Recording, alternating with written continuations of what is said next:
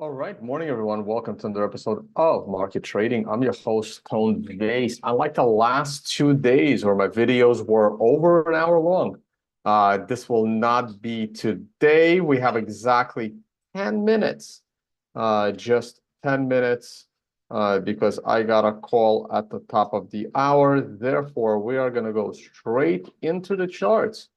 And I'm going to give you guys a very quick overview of what I see in the markets. And then hopefully maybe a longer show tomorrow. We will see. Bam, let's go. This candle is looking very, very good. And I'm going to talk more about it in a minute. Let me just go quickly through the charts, and then we're going to get back into this candle. The weekly chart has flipped into a green count, which means we are back to having an MRI warning on this candle. And I would love for the next candle to clear this week's high and make a very clean new high right at the Fibonacci line.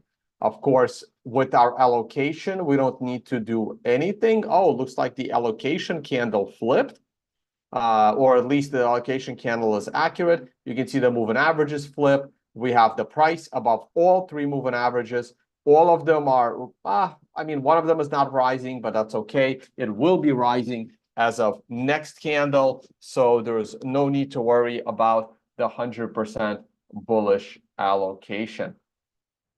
We are still stuck inside the horizontal channel, but I'm loving the consolidation at the top of the channel. It actually makes me confident that early next week, we're going to break out, and then we're all going to be disappointed on the 10th of January when the SEC rejects all of the ETFs.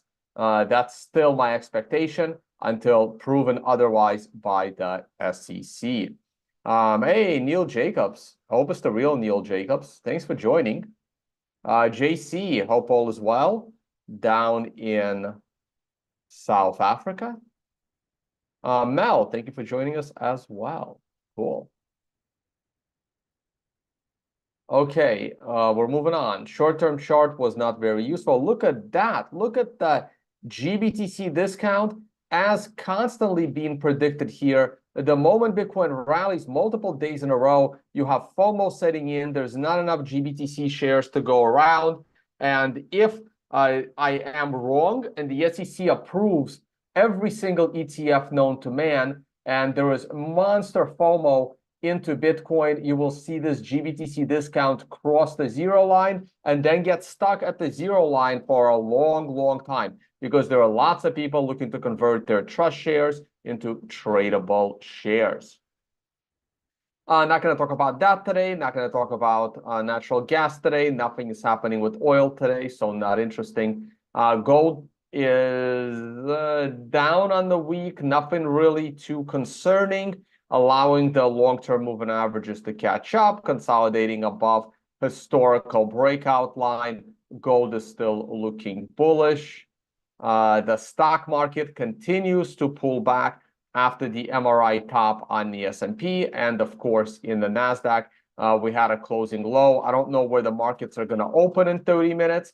This so far has been a disastrous candle, and I would love to buy the dip in the stock market when it reaches the prior swing high support on a 1 to 4 candle correction, but I will need to see a little bit of a rebound.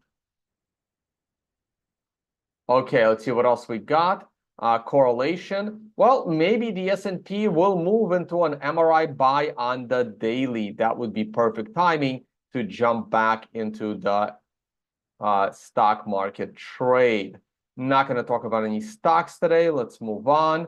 I'm not going to talk about the historical chart. I talked about my bullish chart last time. No reason to talk about it today. I'm actually going to go ahead and close it. And I'm going to go ahead and close the bearish chart as well.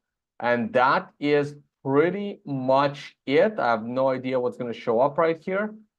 This is, I have no idea what this is. Oh, this is one of my educational charts on the MRI. Doesn't matter. And that's it. And we are done. What is this? What the hell is this? I was like opening charts looking for other charts. I don't know what that is. This is Bitstamp. Anything special about this chart? Oh, this is my historical events in Bitstamp. We can close this chart as well. Okay, cool. Okay, so one last thing in my 3 minutes. Yeah, we can leave. In my 3 minutes that I have, someone brought up the fact that the current situation looks a lot like the 2016 situation pre-Bitcoin halving. I tend to agree. If we go to that 2016 area right here, we can see that the price of Bitcoin almost made it to that 62% Fibonacci line. We broke out of an ascending triangle coming off critical lows. If you ask me, the current situation has not yet printed this giant red candle. This giant red candle will likely come after the SEC makes their announcements, because until then, everyone is FOMO, FOMO, FOMO. So if you ask me where we stand compared to 2016, I would say we're somewhere over here. We're somewhere in early June to late May. We still have more upside before the 20 to 30% correction that will happen going into the halving. And then, as you can see, it took about 6 more months for us to break to new all-time highs, right? Or break above these highs. So how long is this chart, this one here? We topped in mid-June, and then we broke it in December. That is a 6-month stretch.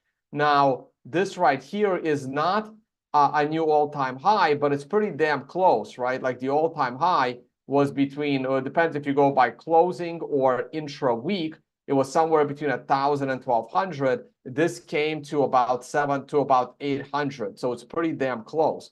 So if we use the same concept in current situation, I still think there is one more pump left in Bitcoin to get us into that 48 to 50% range, then a pullback to as low as 35, maybe even as low as 30, but it could only be as low as 42. And then it will still take, through the halving for us to break above the 50,000. And once we break 50,000, FOMO is going to set in, and 100K, here we come. But that may not start until like December, just like, before. So there you go. On this note, I got to get going. Thank you all for watching, and I will see you all on the next one. Let's see if the short video gets a lot more views than my longer form.